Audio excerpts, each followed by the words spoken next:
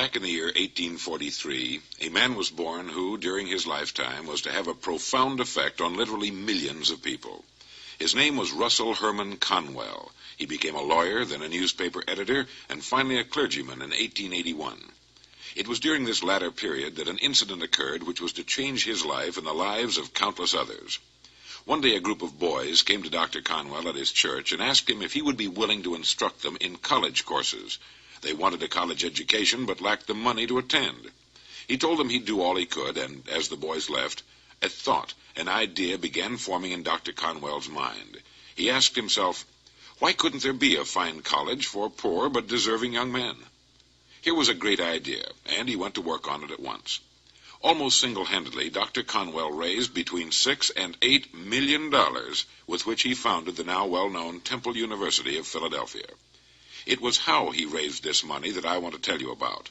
He raised the money by giving lectures all over the country, more than 6,000 of them, and in each he told a story called Acres of Diamonds. This was a true story which had affected him very deeply, just as it affected his audiences. It was the story of a farmer who had settled in Africa. This farmer had heard the exciting stories of other African settlers who had made millions by discovering diamond mines.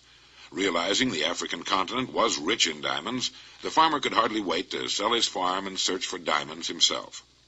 He spent the rest of his life wandering the vast African continent, searching for the gleaming gems which brought such high prices on the markets of the world, but without success.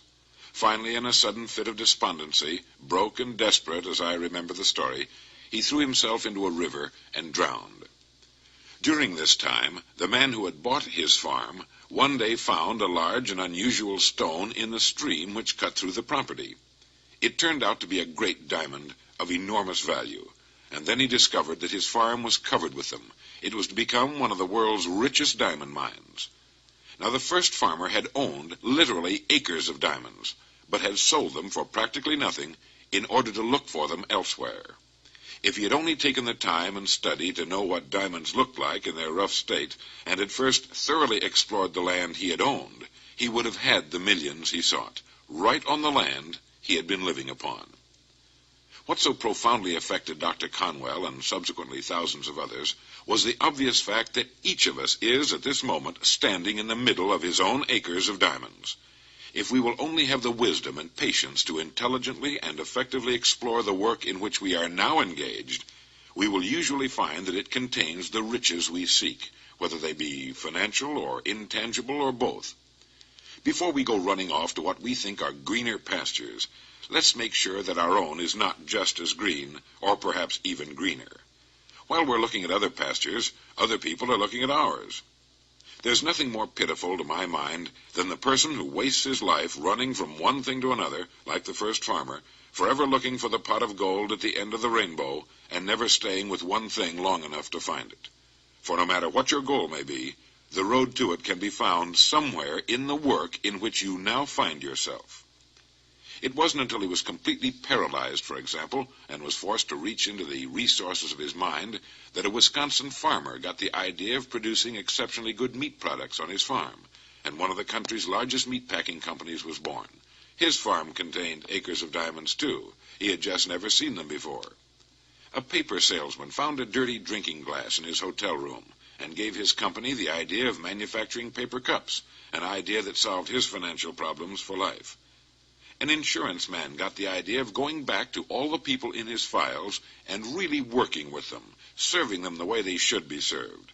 That year he wrote an additional $700,000 of insurance, made the $1 million round table, and found he no longer had to approach cold prospects, that by working with the people he had already sold and on their referrals, he had acres of diamonds right in his filing cabinet. A man out west amassed a fortune with a single small gas station. In the beginning, when things were tough, he would ask himself each morning, what can I do to increase my service to my customers? He still asks that question of himself each morning when he gets up, and while he could have retired years ago a wealthy man, he continues to dominate the business in his area by thinking of new and better ways to be of service. Do you know what the so-called average man would have done in this last case? He would have been worried about how bad business was, because in the beginning my friend had a hard time just feeding his family. When one day a man would have driven in the station in a big, shiny car. This average man, seeing the wealthy customer, would have said to himself, "I ought to be in his business instead of mine." You see, the average man believes some businesses are better than others, instead of realizing the truth that there are no bad businesses. There are just those people who do not know enough to see the opportunities in the work they're in. Jobs don't have futures. People do.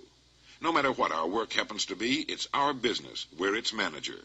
If we can see no future or opportunity in it, it isn't because it's not there, but only because we can't see it. One time another farmer poked a tiny pumpkin into an empty 1-gallon jug. The pumpkin grew until it completely filled the jug and could grow no more. When it was ripe, the farmer broke the glass jug and had a pumpkin which had assumed the jug's exact shape. In life, each of us does a similar thing. We poke ourselves into jugs of our own deciding, and we can grow no larger. But let's be mature enough to realize that it is we who do the poking, not the job, nor the company, nor the territory, nor the economy, nor the times. We do it. We should dispense with limitations and realize there is virtually no limit to our growth and development on the land on which we now find ourselves. Above all, keep this thought in mind as often as you can, on and off the job. Somewhere within the work you are now doing, there lurks an opportunity which will bring you everything you could possibly want for yourself and your family. In closing, here are 12 points to remember. 1. If we will develop the wisdom and patience to intelligently and effectively explore the work in which we are now engaged, we will find it contains the riches, tangible and intangible, we seek. 2. Before we go running off to what we think are greener pastures, let's realize our own pasture is unlimited. 3. That there are no bad jobs, but that it's the way in which we go about our work which makes it good or bad. 4. That we poke ourselves into jugs beyond which we cannot grow. Let's remove the limitations we've set upon ourselves. 5. That only preparation can ensure our taking advantage of the opportunities which will present themselves in the future, opportunities which are around us now. 6. Put your imagination to work on the many ways and means of improving what you're now doing. 7. Learn all you can about your job, your company, and your industry. 8. Since there's no limit to the growth of your industry, it must follow there is similarly no limit on your growth potential within that industry. 9. Our dynamic and growing economy needs and will well reward the uncommon man who seeks a place in this growth. 10.